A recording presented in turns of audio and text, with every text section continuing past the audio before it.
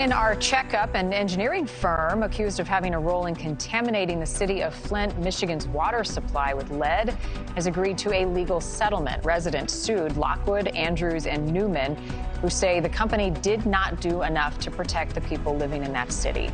The water crisis started in 2014 when Flint switched its drinking water supply from Detroit's system to the Flint River.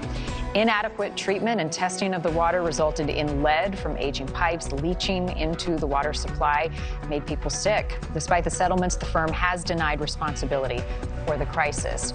And staying on the topic of water, it's estimated 45% of tap water in the U.S. is contaminated with PFAs. Those are known as forever chemicals because they don't break down, they persist in the environment.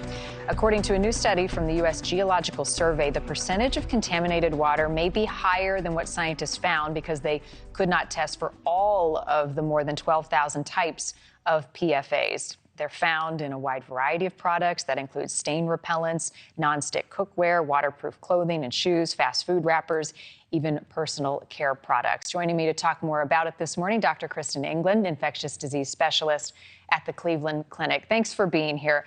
The exposure to PFAs on our health, talk about some of the concerns and the risks. Good morning, Marni. Yes, we are certainly learning more and more about the potential risks for these PFAs in our water system. So a lot of the information has come more from animal studies, but there certainly have been some tests looking at humans, and we know that there's the potential for immune system dysregulation, the possibility that children might not respond as well to vaccinations. There's certainly the thought that this may lead to both kidney or testicular cancers, and may make mothers who are pregnant more at risk for having high blood pressure. So there's a wide variety of people who can be affected by this, but there's also a lot more we need to learn about the potential risks. And what about the difference between exposure versus consuming PFAs if you're just exposed to water or they're in the environment or in products we use?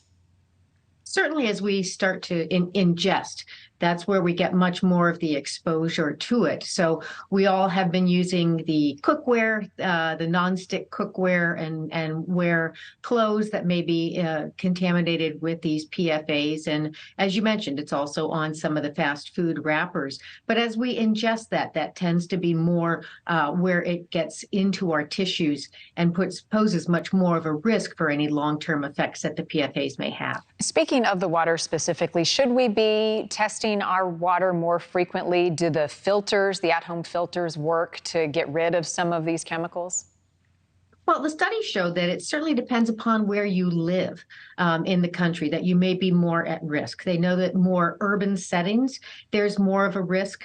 In more of a rural setting, there's only about a 25% chance that you would have these PFAs, or at least the ones that we're testing for. There's many, as you mentioned, that we can't test for. Certain parts of the country are also more at risk, kind of the Great Lakes and the eastern seaboard, and also some areas of California also showed much higher levels. So I think it's important to know what your local public health department has been finding in your area. But yes, you can also get your water tested. There are certainly, you can contact the public health department, but there are also companies where you can buy testing kits that run several $100s to test. And then if need be, you can get either a carbon filtering system or one of the reverse osmosis systems as well. Now, important steps to take. I think we take for granted that our water is healthy, and sometimes, you need to do your research. A couple other health topics I want to chat with you about. The Food and Drug Administration has given full approval now to that Alzheimer's drug, Leqembi. It's the first drug proven to slow the course of the disease, albeit modestly. Tell me about the approval process and more about this drug and some of the things that they're seeing.